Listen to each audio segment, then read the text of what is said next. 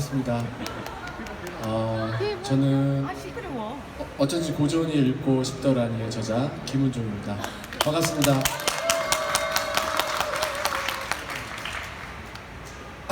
이렇게 또 좋은 자리에서 만나 뵙게 돼서 굉장히 영광스럽네요. 놀랍게도 내일 모레쯤에 제르드 다이아몬드 저자가 여기서 강연을 한다고 하네요. 진짜? 그래요.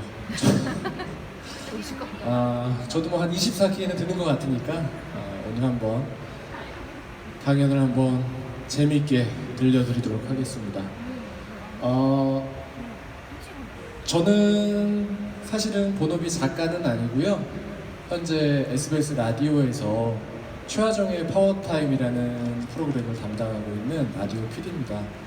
근데 워낙에 어릴 때부터 동양 고전을 좋아해서 이렇게 동양 고전에 대한 책을 한번 써보게 됐는데 여러분들 반응이 너무 좋아서 이렇게 또 좋은 자리에 초대가 됐습니다. 너무 감사하고요. 이렇게 열린 공간에서 강연을 해보는 게 사실 처음이라 막상 강연을 시작하려고 하니까 제 시야가 굉장히 산만하네요. 에스컬레이터 올라가시는 분도 계시고 내려가시는 분도 계시고. 그러나 한번 집중해서 한번 들어주실 거죠? 네. 네, 오늘 강연 한번 시작해 보도록 하겠습니다. 여러분들 아마 여기 앉아 계신 대부분의 분들이 논어라고 하면, 공자라고 하면, 또는 맹자라고 하면 일단은 되게 딱딱한 책들, 너무 고리타분한 책들, 너무 어려운 책들이라고 생각들을 많이 하실 텐데 그렇지가 않습니다. 우리가 지금 살아가는 동안 여기 뭐 굉장히 어르신들도 계시고 또 젊은 분들도 계시고 한데 아마 살아가시는 그 시간 동안 너무나 여러분들이 수백 번, 수천 번, 수만 번 사용하셨던 그 표현들이 사실은 논어에 있다라는 거 아마 깜짝 놀라게 되실 거예요. 요산, 요수라고 하죠. 산을 좋아하고 물을 좋아한다 라는 표현 아마 다들 들어보셨을 거예요. 되게 말을 정말 잘하는데 좀 얄미운 친구들, 그런 친구들을 우리가 보통 뭐라 그러죠? 교원영색이라고 하죠. 이 표현도 아마 너무나 많이 들어보셨던 표현일 겁니다. 근데 이 표현들이 사실은 다 논어에 들어가 있는 표현들이에요. 우리가 흔히 쓰는. 자, 요산요수 교원영색을 못 들어보셨다. 요거는 들어보셨을 거예요. 적어도 온고지신이라고 하는 말 너무나 많이들 들어보셨을 것이고. 문인지신. 그래요. 여기도 지금 하나를 들으면 열을 아시는 분들이 이렇게 계시네요. 이런 표현들은 정말 너무 많이 들어보셨을 거예요. 그래도 난 이런 표현도 난 안 써봤다. 내 평생 50 동안 40 동안 안 써봤다 라고 하시는 분들, 요거는 못 이깁니다. 살신성인 들어보셨죠? 그리고 과유불급. 요거는 과유불급, 설마 여기 과유불급이라는 말을 안 써보신 분 계세요? 평생 살면서? 내가 30, 40년 살면서? 다 논어에 나와 있는 표현들입니다. 자, 화의부동. 요거는 조금 그래도 평소에 쓰는 표현은 아니죠. 근데 다만 여러분들 지금 연세가 좀 지긋하신 분들도 계신데 직장이나 뭐 어디에서 요즘에 후배들이 더 무섭죠, 선배들보다. 그럴 때 좀 유식하게 표현하면 뭐라 그래요? 후생과외라고 이렇게 표현을 하죠. 이 표현들이 다 논어에 들어가 있어요. 조문도 석사가인. 아침에 도를 들으면 계속 살아야죠. 왜 저녁에 죽습니까? 저녁에 죽어도 좋다라는 이런 표현인데 이것도 아마 많이 들어보셨을 것이고요.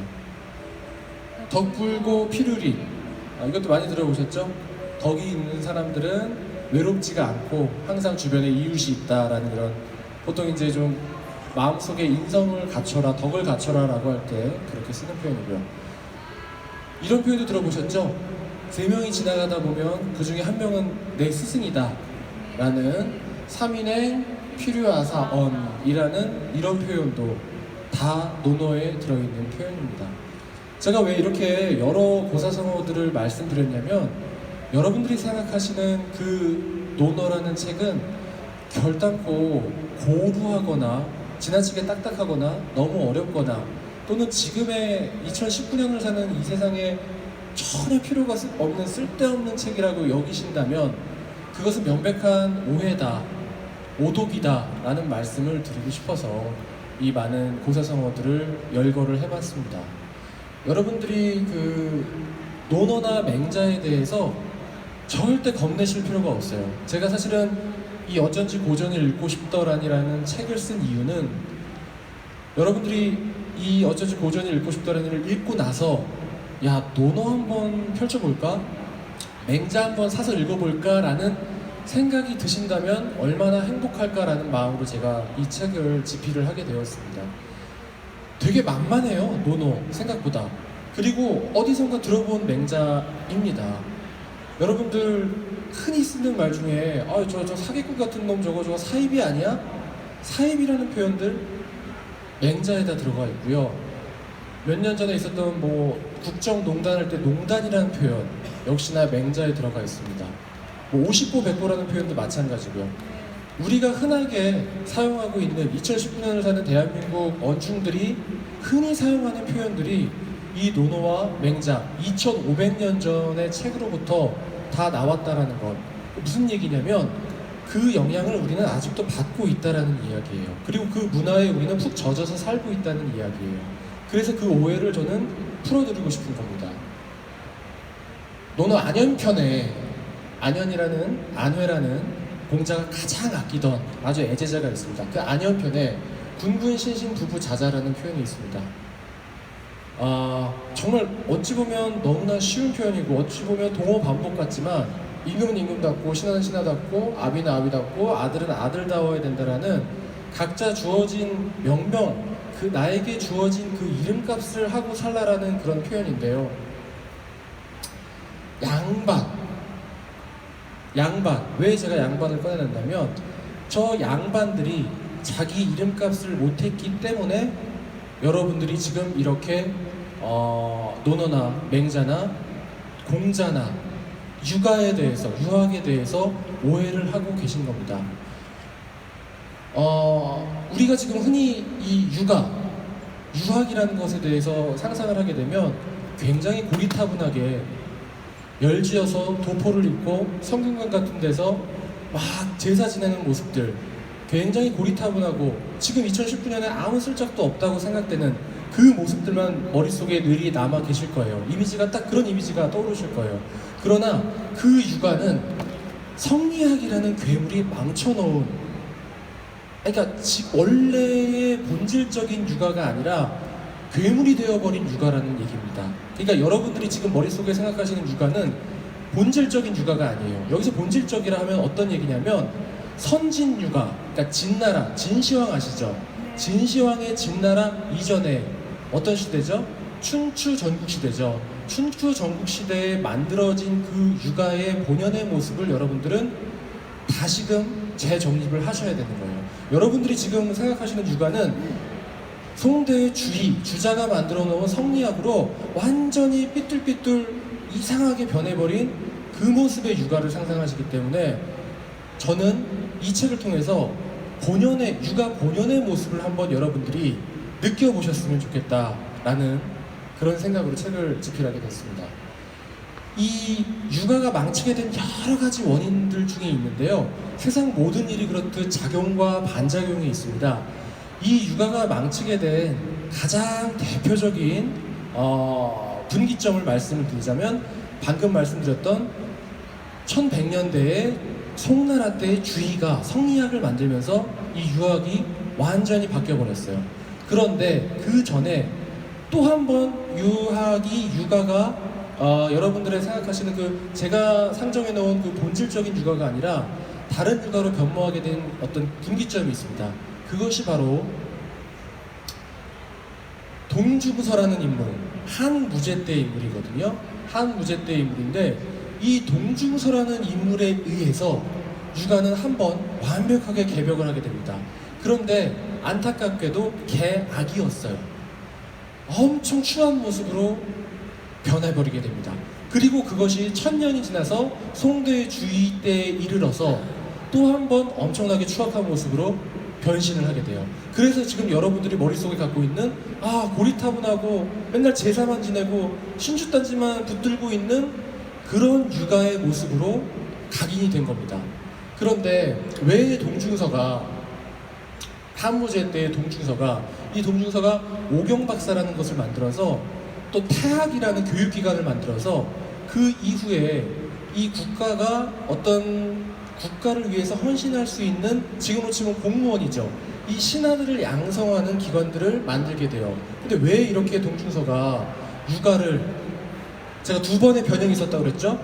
동중서 때 한 번, 주의 때 한 번. 근데 동중서가 왜 육아를 이렇게 우그러뜨려 놨을까요? 왜 추한 모습으로 만들었을까요? 자, 첫 번째 원인은 분서갱유에 있습니다. 분서갱유를 통해서 분서갱유로 인해서 진나라 이전의 선진 육아는 완벽하게 자취를 감추게 됩니다. 왜? 여러분들이 너무나 잘 알고 있는 진시황이 육아와 관련된 책들을 싸그리 모아서 어떻게 했죠? 다 불태워버렸어요. 왜? 진시황은 완벽한 군현제, 완벽한 중앙집권 국가를 만들려고 했는데 육아의 학자들은 그 완벽한 군현제 중앙집권적인 국가를 원치 않았어요. 주나라 때처럼 다시금 한번 봉건제를 하자고 주장을 했기 때문에 진시황은 거기에 화가 나서 싸그리 유학 책을 태워버리게 됩니다. 그리고 춘추전국 시대 진나라까지 이르는 그 수많은 전쟁의 그 참상 속에서 누가 가장 괴로워졌을까요? 백성들이 너무나 괴로워졌어요. 왜? 늘 전쟁을 하고 있는데 백성들은 제대로 끼니나 때웠겠어요?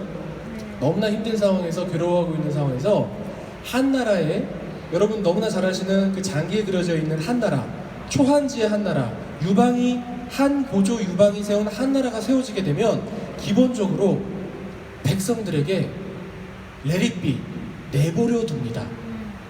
그 당시에 한나라 때 초기에는 우리가 이제 이 동중서가 한무제 때 육아를 정립시켰기 때문에 한나라라고 한다면 초한지의 그 한나라라고 한다면 우린 머릿속에 육아가 정립된 나라, 그러니까 한나라 때는 이 육아가 나라 전체를 완벽하게 틀어지고 있는 완벽한 통치 이데올로기로 작동을 했을 거야 라고 착각을 하는데 초기에는 그렇지 않았어요. 왜? 백성들이 그 전란 때문에 수백 년 동안 너무 힘들었기 때문에 한 고조는 오히려 최대한 백성들에게 자유를 주게 됩니다. 그래서 그 당시에는 황모 사상이 유행이 돼요. 황모 사상이라는 건 뭐냐면은 황제와 노자의 사상을 말해요. 그러니까 노자의 사상, 도덕경 가운데에서 가장 핵심적인 사상이 뭐죠? 상선약수죠. 물만한 것이 없다. 물처럼, 그러니까 자연스럽게 내버려 둬라라는 주의로 백성들을 말하자면 자유방임에 최대한 맡겼어요. 최소한의 세금과 최소한의 병역의 의무 등등을 부과했지만 그래서 실제로 한나라 문제 때와 경제 때 굉장히 한나라가 우뚝 발전하게 됩니다. 그 당시에 굉장히 한나라 국력이 세지고 한나라가 정말 제대로 500년을 갈 수 있는 엄청난 왕조로서의 기틀을 다지게 돼요. 그 기틀을 다지게 된 시기를 문경지치라고 부르는데 그 문경지치가 끝나고 나서 이 동중서라는 인물이 등장을 하면서 동중서라는 인물이 육아를 완벽한 통치 이데올로기로 만들어버립니다. 그런데 실제로 이 동중서는 이런 생각을 했던 것 같아요. 육아를 갖고 오긴 갖고 오되 사실상 양의 탈을 쓴 어떤 늑대 같은 모습인 거야. 무슨 얘기냐면 실제로 동중서는 법가라는 사상을 가지고 오되 그것을 육아로 포장을 한 거예요. 그게 무슨 얘기냐면은 논어에 이런 말씀이 있습니다. 공자께서 그 수십 년 세월 동안 유세를 다니면서 평생에 내가 추구했던 바가 무엇이냐라는 것에 이렇게 대답을 합니다. 나의 도를 하나로 꿰어서 얘기한다면 그것은 충서라고 얘기를 해요.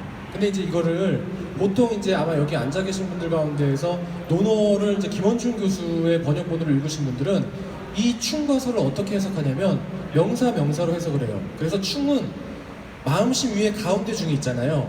이것은 우리가 흔히 얘기하는 국가에 대한 충성의 의미가 아니고요. 내 마음에 대한 완벽한 몰입을 얘기하는 거예요. 그러니까 이 여기서의 충은 충성의 느낌이 아니라 신실한 느낌, 뭔가 내 마음에 완벽하게 몰입하는 느낌에 더 가깝고요. 그 다음에 서라는 것은 같으려의 마음심, 네. 공감과 배려라는 거예요. 그래서 공자의 사상을 보통 그렇게 충과 서로 해석을 하는데 저는 그 충을 부사로 해석을 합니다. 그래서 공자의 그 논어에 나와 있는 핵심 사상을 딱 한 글자로 말하자면 충, 진실로, 정말로 그것은 서다, 서라는 마음, 내가 배려하고 공감하고 상대방이 어떤 생각을 하는지를 공감해주는 이 마음이야말로 공자가 그 수십 년 동안 유세를 다니고 공부를 하면서 느꼈던 본인의 어떤 핵심 가치라는 거예요. 그런데 제가 왜 이것을 저보다 훨씬 더 공부를 많이 하신 김원준 교수와 달리 부사로 해석을 하냐면은 바로 그 동중서가 만들어 놓은 이데올로기 때문입니다. 무슨 얘기냐면 저는 이렇게 생각해요. 논어에 나오는 그 충서를 진실로 공감하는 마음이 공자의 어떤 핵심 사상이라고 해석을 했는데 그것이 왜 후대에 와서 국가에 대한 충성과 공감하고 배려하는 마음 이 두 가지로 왜 나뉘었을까? 그 원인을 제공한 자가 바로 동중서라는 인물입니다. 그러니까 동중서는 그 충서를 이 충은 국가에 대한 충성이야, 임금에 대한 충성이야 라고 이야기를 합니다. 논어와 맹자가 위대할 수밖에 없었던 이유는 논어와 맹자, 특히나 맹자에 있어서 공자와 맹자에 있어서 맹자는 특히나 아까 그 안연편의 군군신신 말씀드렸죠. 네. 임금답지 않은 임금은 임금이 아니라고 생각을 했어요. 그렇기 때문에 공자와 맹자는 제가 아까 말씀드렸던 본질적인 육아는 임금다운 임금을 요구했던 겁니다. 그래서 임금답지 않은 임금은 혁명으로 얼마든지 끌어내려야 된다라는 역성혁명을 맹자가 주장을 한 거예요. 그런데 동중서는 이렇게 얘기를 합니다. 동중서의 이제 가장 대표적인 저서가 춘추벌로라는 책인데 동중서는 쭉 자신의 어떤 정치 철학을 이야기하면서 임금은 임금이야. 임금다운 임금이 아니라 그냥 임금은 임금대로 존중을 해야 돼라는 이야기를 남깁니다. 그것이 바로 동중서가 1차적으로 제가 말씀드렸던 본질적인 육아를 우그러뜨려 버려서 못생긴 육아로 만들어 버렸어요. 잘못된 육아로 만들어 버렸어요. 무조건적인 충성을 강조합니다. 왜? 여러분 한무제라는 임금은 엄청난 업적을 많이 세운 임금이기도 하지만 실제로 한나라 때 가장 무시무시했던 폭군 중에 한 명이었어요. 물론 정사를 잘 봐서 많은 업적들을 남겼습니다. 그럼에도 불구하고 이 한무제는 자신의 지배 이데올로기를 강화하기 위한 것은 뭐든지 다 받아들였어요. 거기에 부역한 것이 바로 이 동중서라는 인물이에요. 여러분들 혹시 명심보감 읽어보신 적 있으세요? 거기 나오는 말 중에 제일 유명한 말이 뭐죠? 삼강 오륜. 삼강 오륜이라는 말이 있죠. 그런데 이 삼강이라는 말과 오륜이라는 말을 아마 배우셨던 분들 혹시 기억이 나실지 모르겠지만 부위 군위신강 맨 처음에, 그 다음에 부위자강, 그쵸? 이렇게 나가죠. 이 삼강이라는 게 부위 군위신강, 그 중에서 제일 핵심적인 상강 가운데에서 맨 앞에 나와 있는 게 군위신강이라는 말인데 부위자강이라는 말도 이제 뒤이어서 나오고 군위신강이라는 말의 뜻에 혹시 해석을 해보신 분 계세요? 군위신강 임금은 되다 할 때 위자예요. 무엇이 되냐면 신강, 신하의 강은 별이 강자거든요. 별이라는 게 뭐냐면은 여러분들 혹시 그물 한번 써보셨어요? 그물을 이렇게 치게 된 다음에 그물을 쳤다가 물고기를 걷어들일 때 이렇게 끌어당기는 부분 있죠. 그 윗부분, 그물의 제일 위에 부분 있죠. 거기 이렇게 줄이 달려 있어서 그 줄을 끌어당기면 이렇게 그물이 이렇게 오므라들죠. 그게 바로 별이에요. 무슨 얘기냐면 임금이라는 것은 신하의 별이가 된다라는 거야. 무슨 얘기냐? 이거를 쪼이면은 그물이 줄어들고 이걸 펼치면 그물이 늘어나죠. 그러니까 한마디로 임금이 하란 대로 신하는 따라야 된다는 이야기예요. 그러니까 삼강과 오류는 굉장히 다릅니다. 이 삼강이라는 것에 있어서 말하자면 동중서가 그 유학을 변모를 시키고 변형을 시킨 거예요. 오륜이라는 거는 듣고 있으면 되게 다 이해가 가요. 군신유의, 임금과 신하 사이에서는 의리가 있어야 된다. 부자 유친, 부모와 자식 사이에서는 친함이 있어야 된다. 뭐 장유유서나 부부유별이나 지금의 젠더 감수성이나 이런 것과 어울리지 않는 표현도 있지만 대부분의 오류는 이제 주로 맹자에서 나왔는데, 오류는 우리가 지금도 다 완벽하게 이해가 될 정도로 말이 되는 합리적인 표현이에요. 그런데 삼강이라는 것은 윽박지름이에요. 우격다짐이에요. 삼강이라는 것은 동중서가 만들어 놓은 그 육아의 어떤 통치 이데올로기를 강화하기 위한 억지 프로파간다에 지나지 않는다. 그러니까 바로 이 동중서가 성리학을 처음으로 망치게 되고 그 다음에 1000년이 지나서 망치게 된 것이 바로 이 주자의 성리학입니다. 그래서 여러분들은 이 동중서와 주의 때문에 지금 육아에 대해서 완벽하게 오독을 하고 계신 겁니다. 유라는 것은요, 파자를 한번 해볼까요? 사람이 빌기 위해서, 이거는 하나는 재단이라는 표현도 되고요, 이 마리을 이자 맨 오른편에 있는, 또 하나는 머리가 헝클어진 모습을 표현하기도 합니다. 머리로 이해를 하셔도 돼요.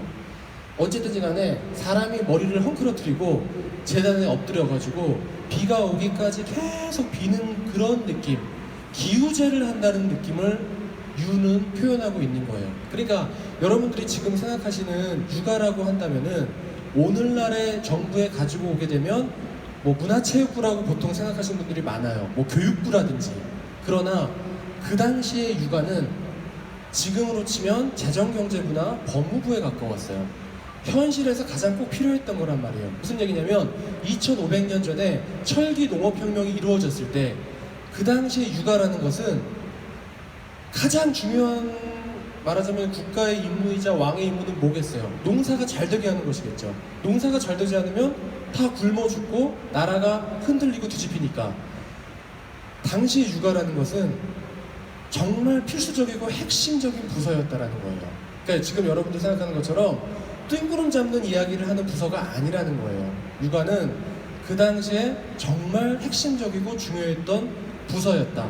그러다 보니까 육아라는 사상을 여러분들 논어를 읽게 되시면 깜짝깜짝 놀라실 때가 많아요. 뭐야, 이렇게까지 현실적이야? 이렇게까지 융통성이 있어? 라는 생각에 깜짝깜짝 놀라실 때가 많습니다. 공자가 태묘라는 곳에 들어가게 돼요. 공자는 주나라를 이상향으로 삼았는데 그 주나라의 임금을 모신 곳이 바로 주공을 모신 묘가 태묘라는 묘예요. 그렇다면 공자 입장에서는 자기가 평생 동안 공부했던 게 주나라의 예법이고 주나라의 어떤 그 제도인데 이 태묘에 들어갔으면 자기가 그렇게 평생 동안 공부를 했으면 어떻게 예를 올리는지, 어떻게 제를 지내는지에 대해서 너무도 잘 알 거 아니에요. 그러면 공자가 들어가서 태묘에 들어가서 자기 마음대로 문 열고 들어가서 뭐 향을 피우면 향을 피우고 제사를 하게 되면 제사를 지내게 되고 이렇게 주례를 표현을 해야 되는 게 정상이잖아요.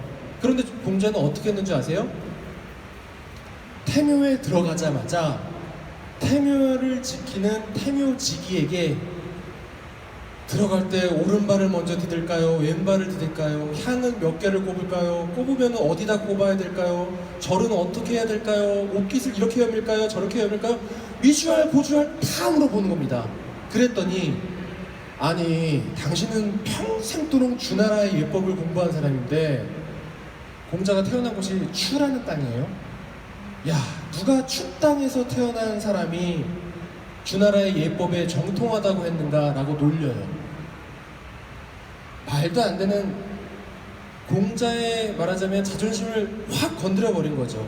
야, 공자라고 엄청 주나라 예법에 밝은 사람이 있다던데 그거 다 말도 안 되는 개소리였네.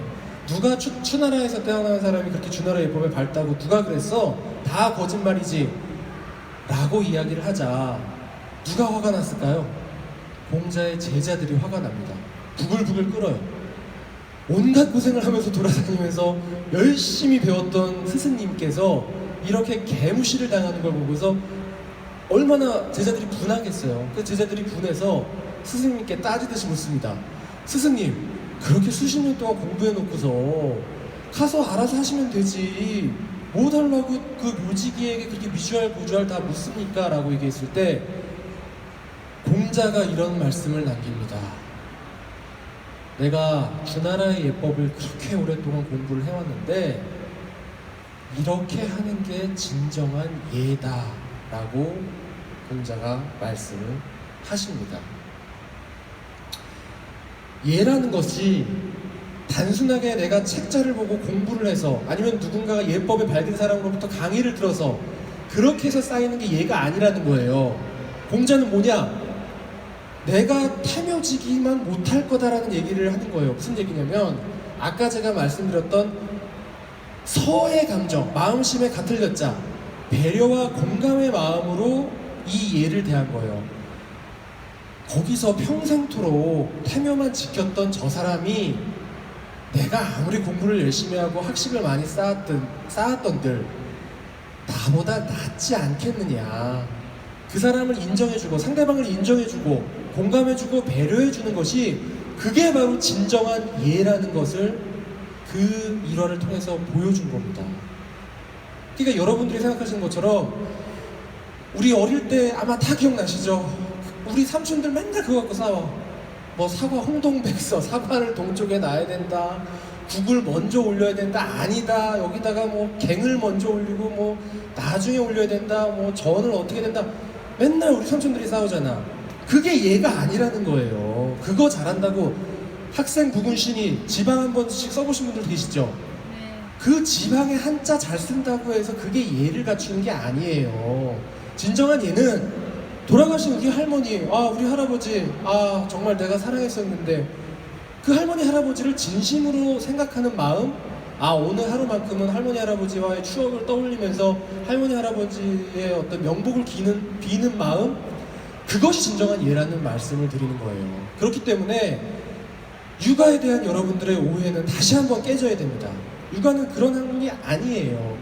그렇게 허례허식 격식만 차리는 학문이 아니라 융통성 있게 진정으로 상대방을 공감하고 배려하는 학문이 바로 육아라는 학문이라는 겁니다. 얼마나 이 공자의 이 마음, 그 다음에 논어에 실린 그 사상이 얼마나 융통성이 있는지 아마 이 일화를 통해서 여러분들이 느끼시게 될 거예요. 자, 이 공자 이야기를 하기 전에 기본적으로 여러분들을 이렇게 중국의 역사에 대해서 살짝 개괄을 해드려야 될 것 같아요. 복희씨, 신농씨, 뭐 요순 같은 우리가 흔히 말해서 이제 거기는 역사 이전의 신화의 시대인 거예요. 신화의 시대를 지나서 제일 처음으로 중국 역사에 편입된 나라가 바로 하나라예요.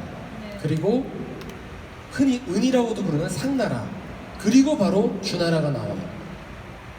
공자가 이상형으로 생각했던 바로 그 주나라. 춘추전국 시대가 이어지고요. 잠깐 진이 통일을 했다가 그 진의 어떤 통일된 그 국가에 대한 그 어떤 그 전체적인 그 개괄, 어떤 그 형식이 그대로 한나라에게 이어져서 한나라가 오랫동안 가게 됩니다. 그리고 여러분들이 알고 계시는 그 유명한 삼국지, 유비, 관우, 장비, 조조, 손권, 제갈량이 나왔던 바로 그 삼국지의 이 한 말기가 지나면서 위진 남북조로 이어져요. 그리고 수당이 나오고요. 너무나 잘 아시죠? 그리고 5대 19기 지나갑니다. 그리고 아까 제가 말씀드렸던 유학을 다시 한번 완벽하게 괴물로 만들어버린 주위의 송대가 나오고요. 그 다음에 원명청까지. 이게 이제 중국 역사에 대한 개괄인데, 제가 지금 말씀드리고 있는 그 유가는 바로 저 춘추 전국 시대에 등장을 하게 됩니다. 자, 그렇다면 이 춘추 전국 시대란 어떤 시대인가? 아까 제가 말씀드렸죠. 주빠라고 공자는 완전한 주나라 빠돌이었어요. 주나라의 예법. 어제 주공이 요즘에 꿈에 자주 안 나와. 난 이제 망한 것 같아. 꿈에 안 나왔다고, 주공이 꿈에 안 나왔다고 망한 것 같아요. 나에게 몇 년의 시간만 준다면 주나라의 영광을 재현할 수 있을 텐데. 논어에 나오는 표현마다 주나라에 대한 그리움, 주나라로 돌아가야 된다라는 그 그리움이 가득해요. 그렇다면 공자는 왜 그렇게 주나라에 집착을 하게 됐을까요? 공자가 주나라에 집착을 할 수밖에 없었던 이유는 아까 여기서 보셨던 신화의 시대를 지나서 하나라와 상나라라는 중국 최초의 국가가 이렇게 탄생을 했잖아요. 명멸을 했잖아요. 상나라까지만 하더라도 완벽한 재정일치 사회였어요. 그러니까 어떤 결정을 내릴 때 내가 저 나라로 전쟁을 하러 가자, 혹은 여기다가 댐을 쌓아서 홍수를 막자 등등 모든 나라의 중요한 결정을 내릴 때 거북이 등껍질 기억나시죠? 갑골문 기억나시죠? 거북이 등껍질을 태워서 거기서 나와 있는 글자 모양을 보면서 지금 저 나라를 정복하러 가랍니다, 신의 뜻입니다 라는 식으로 백성들에게 말하자면 사기를 친 거예요. 그러니까 재정이 일치됐다는 것은 결국 국가의 모든 중요한 결정들을 제의를 빌어서 어떤 그 종교적인 힘을 빌어서 신의 힘을 빌어서 결정을 내리고 그것을 백성들에게 국민들에게 강요를 했는데 최초로 주나라 때 재정이 일치가 되지 않고 붕괴가 돼버립니다.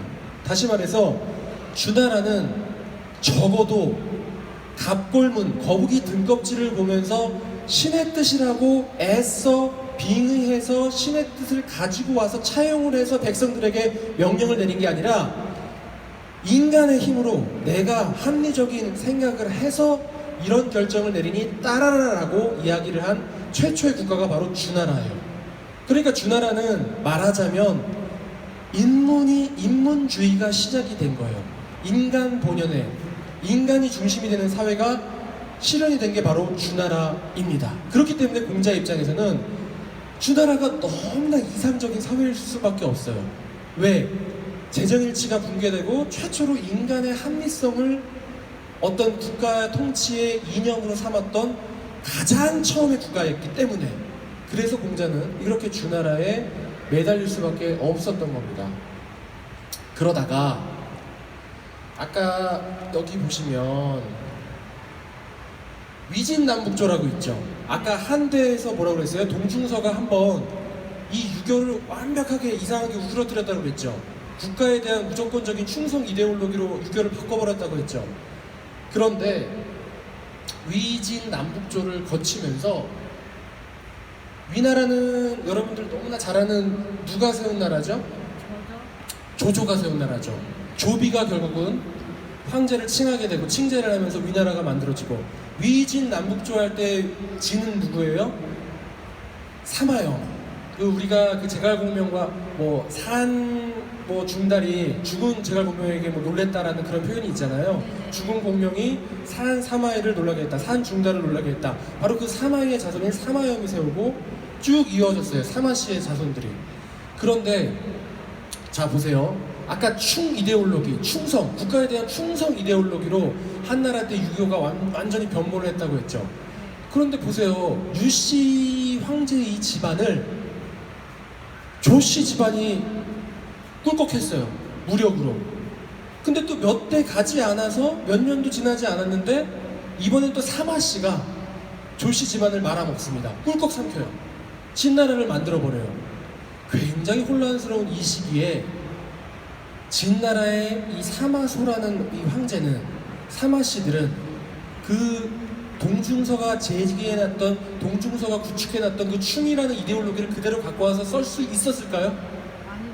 못 쓰죠. 왜요? 아니 유씨 집안을 조씨가 그냥 갑자기 힘있다고 쟁취해버리고 꿀꺽 먹어버리고, 조씨 집안을 사마씨가 힘있다고 또 꿀꺽 먹어버렸는데 이런 상황에서 국가에 대한 충성을 어떻게 강요할 수 있겠어요? 그렇기 때문에 이 사마씨들, 진나라가 강조할 수밖에 없었던 이데올로기는 뭐냐? 효입니다. 충이 안 되니까 효를 가지고 와요. 그래서 부모에게 효심을 다하는 것으로부터 말하자면 이 통치 철학의 동심원의 가장 그 핵심적인 부분, 나무에 있는 나이테로 치자면 가장 핵심에 있는 옹이를 효로 잡고, 너 부모에게 효도해야 되겠지, 우리 보통 그렇게 얘기하면 근데 당연하죠. 부모님께 효도해야죠. 그러면 부모에게 효도하면은 형제끼리도 우애 있게 지내야 되겠지. 당연하죠. 그 효제 사상이에요.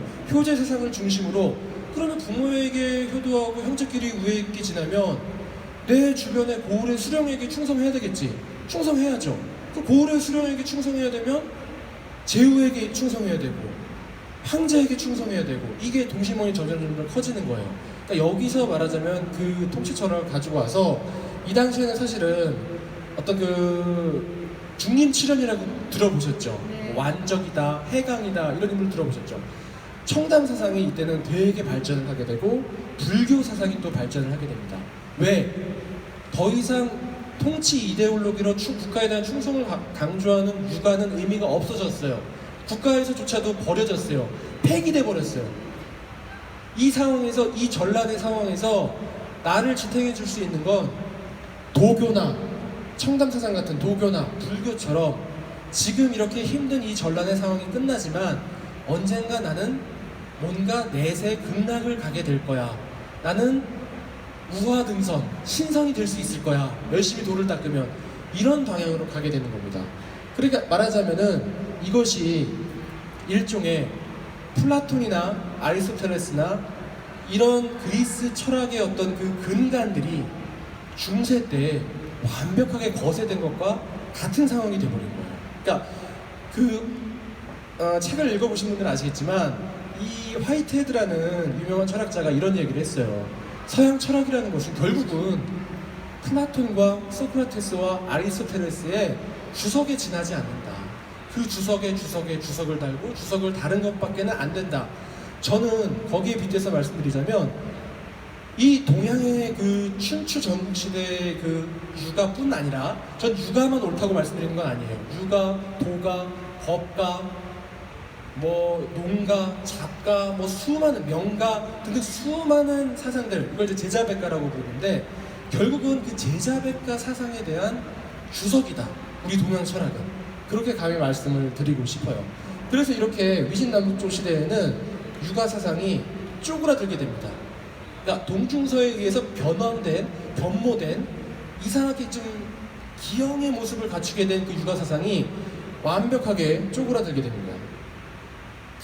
그렇다면 제가 이렇게 2500년이나 지난 이렇게 캐캐 묵은 먼지가 가득 쌓인 이 주간을 왜 이렇게 여러분들에게 한번 읽어봐 주십시오. 한번 여러분들 이 주간의 맛을 한번 보세요 라고 말씀을 왜 드리는 걸까요? 이 지구의 역사는 250만 년 전에 지금의 우리의 모습과 비슷한 형태의 어떤 생물체가 이제 등장을 하게 되고요. 20만 년 전에 호모사피엔스가 동아시아에 등장을 하게 됩니다. 그리고 7만 년 전에 인지혁명이라는 게 일어나게 돼요. 그 전까지는 이 완벽한 어떤 그 우리가 인지하고 커뮤니케이션하고 이런 부분에 있어서 우리가 지금 동물들 생각하면 될 것 같아요. 그런 느낌이었다면 한 번의 혁명이 일어나면서 우리가 한 단계 업그레이드가 됩니다. 그리고 12,000년 전에는 한 번 농업혁명이 일어나게 돼요. 그 전에는 수렵과 채취로 늘 살아오다가 농업혁명이 일어나면서 조금은 농업에 의존을 해서 그러니까 재배 경작에 의존을 해서 살아갈 수 있게 됩니다. 그러다가 5,000년 전에 언어가 완벽하게 지금만큼은 아니겠지만 어느 정도 의사소통이 가능할 정도로 생겨나게 되고요. 그리고 제가 그렇게 누누이 강조드렸던 2,500년 전 철기 농업혁명이 일어나게 됩니다. 그러니까 저 12,000년 전의 농업혁명은 여전히 수렵과 채취가 병행이 돼야 됐지만 이제는 어느 정도 농업만으로도 먹고 살 수 있는 철기 농기구가 생기게 돼요. 그러면서 어떤 현상이 발생하게 되냐? 사람이 먹고 살만해지게 됩니다. 여러분들 솔직히 말씀드려서 내가 지금 너무 힘들고 당장 입에 풀칠하는 게 너무 힘들게 되면 솔직히 아무 고민도 안 들어요. 내일 당장에 내가 내일 당장에 쌀 한 마리를 어떻게 사야 되지 고민이 다 집중이 되면 다른 거 생각할 여지가 안 들어요. 그런데 지금만큼 물자가 풍부하고 먹을거리가 풍부하진 않지만 어쨌든 최초로 인류에게 2500년 전 뭔가를 생각할 수 있는 여유가 생기게 됩니다. 그 뭔가가 뭐냐면 내가 지금 이렇게 살아있는 내가 생각하고 있는 이것들이 내가 죽는다면 어떻게 되는 거지? 죽음에 대해 생각하게 되고요. 내가 누군가를 사랑하게 되는데, 나 저 사람이 참 좋은데, 이 사랑한다는 감정은 또 뭘까? 또 우리가 이렇게 사회를 이루면서, 무리를 이루면서 살아가고 있는데, 저 사람과 공감하고 배려한다라는 이런 감정들은 무엇일까? 라는 되게 고급 감정이 생기기 시작해요. 그리고 고급 고민이 생기기 시작하고요. 어떤 그 딜런 에반스라는 감정에 대해서 이렇게 분류를 한 학자에 따르면 이런 감정들, 누군가 사랑하거나 미워하거나 시기하거나 이런 감정들은 되게 고급 감정들이에요. 내가 먹고 사는데 내일 내가 당장 쌀을 어떻게 마련해야 되는지에만 급급하게 되면 그 생각을 못하게 되는데, 드디어 약간의 여유가 생기면서 한가로움이 생기면서 이런 질문들을 던지게 되고, 이런 질문들이 바로 우리가 흔히 이야기하는 철학적 질문이라는 거예요. 내가 도대체 왜 사는 거지? 난 누군가, 여긴 어딘가라는 질문 가끔 우리가 이제 할 때 있잖아요. 그런 질문을 한다는 것, 그런 자신에게 자문을 할 수 있다는 것은 결국은 자신에 대해서 한번 돌아볼 수 있는 철학적인 자기 성찰의 시간이 생겼다라는 거예요. 바로 2500년 전이 바로 그 시간이었고, 그것에 대한 대답들이 공자, 맹자, 한비자, 상항, 이사, 순자, 이 수많은 사상가들로부터 그 대답이 나왔던 시기가 바로 2500년 전이라는 거예요. 그렇다면 이런 의문이 드실 수가 있을 것 같습니다. 그렇다면 2500년 전에 나온 저 정답을 왜 지금까지 보세요? 2500년이라는 시간 동안 우리가 지금 4차 산업혁명을 사는 이런 어마어마한 테크놀로지가 발전을 하고 어마어마한 부의 축적이 이루어졌으며 어마어마한 학문적인 탐구가 이루어진 2500년이 지났는데 왜 그걸 굳이 왜 회계목은 주간을 왜 들여다보세요?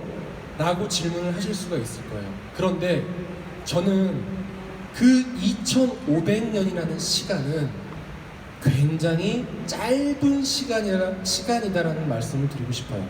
아까 말씀드렸던 인류의 250만 년이라는 긴 어떤 역사를 보게 된다면 2500년은 장편 영화, 2시간짜리 장편 영화에서 딱 한 컷 정도밖에는 되지 않아요. 굉장히 큰 씬이나 아니면 긴 분량이 아니라 한 컷밖에는 되지 않는 굉장히 짧은 시간입니다. 무슨 얘기냐면 그때나 지금이나 인간은 결국 똑같다라는 거예요. 우리가 그 긴 시간을 놓고 이제 다윈의 종의 기원을 읽어보신 분들은 아시겠지만, 그렇게 이 진화가 되려면은 가장 필요한 요소가 이제 바로 이 시간이라는 요소인데, 그 시간은 우리가 지금 가늠할 수 있는 2500년 따위의 시간이 아닌 거예요. 수십만 년, 수백만 년의 시간이 필요한 거기 때문에 그 시간에 비하자면 2500년 전은 한 컷에 불과할 정도로 짧은 시간이란 말이에요.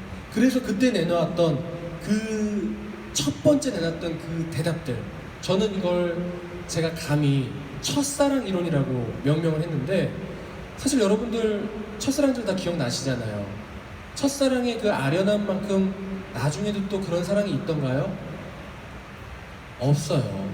솔직히 고백컨대 첫사랑만큼 그 아련했던 기억은 또 나오기가 쉽지가 않습니다. 저 마찬가지로 그때 내놨던 그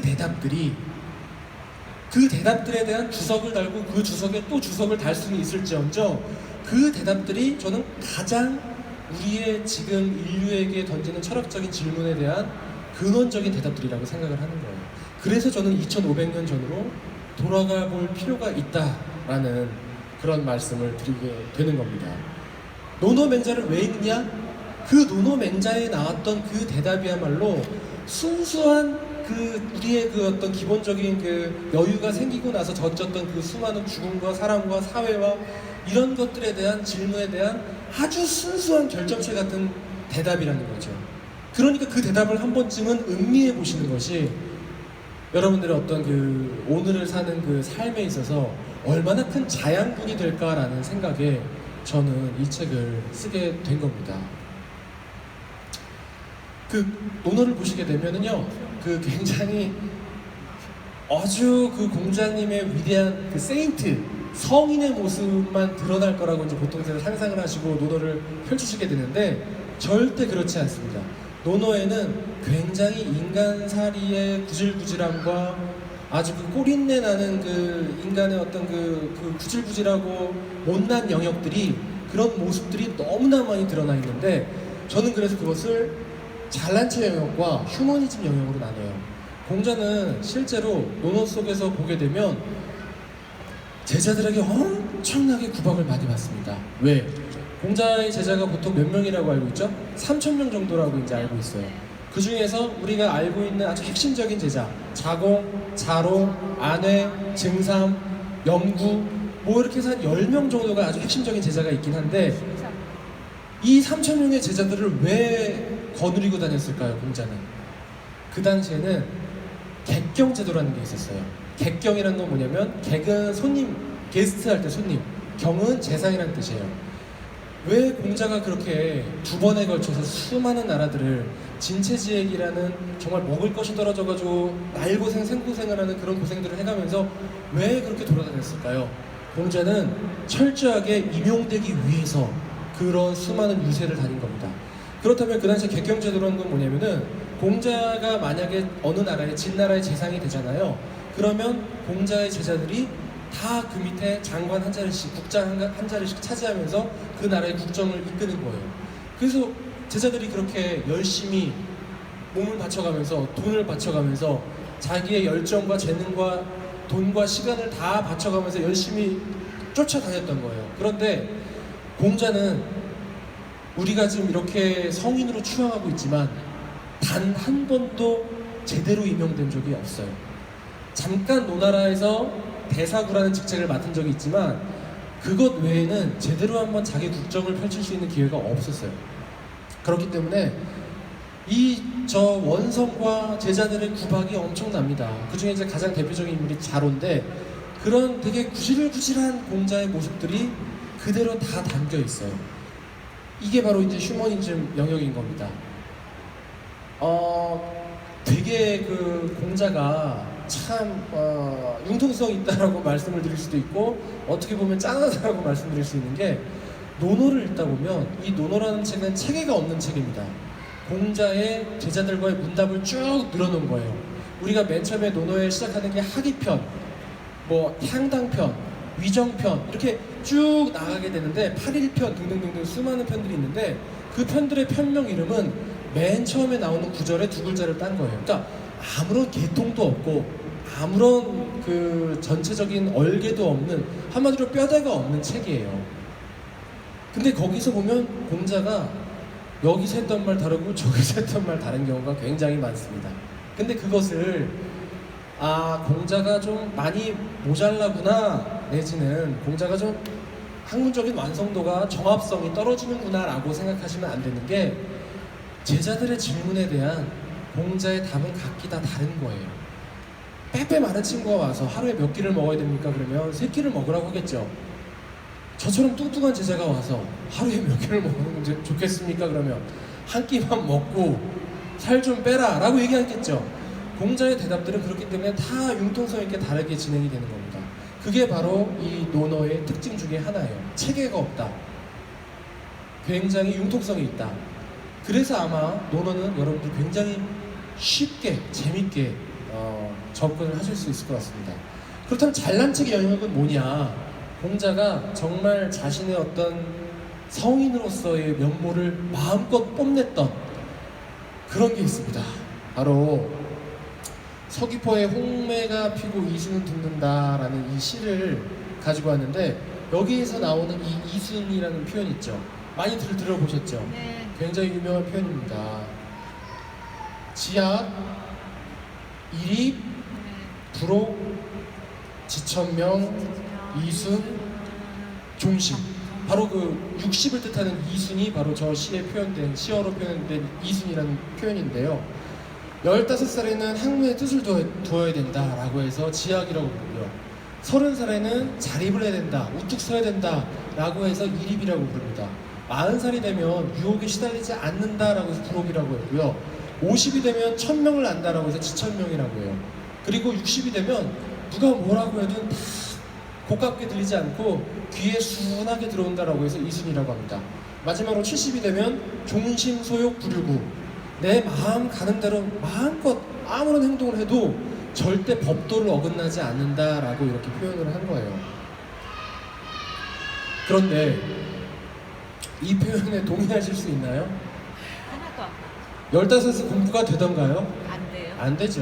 지금도 안 돼요. 요즘 세상에 나이 30에 어떻게 자립을 합니까? 쉽지 않죠. 내 집 장만 쉽지 않잖아요. 그래서 나이 30에 어떻게 자립을 해요? 나이 40 되면요 막 유혹이, 제가 40을 좀 전에 넘어봐서 아는데 와 물밀듯이 몰려와요. 정말 어느 정도 이렇게 기반이 잡힌 상태에서 정말 유혹이 빗발칩니다. 여기 혹시 50 넘으신 분 계세요? 혹시 1000명을 아시나요? 이 하늘에 내린 명을 아세요? 모르죠.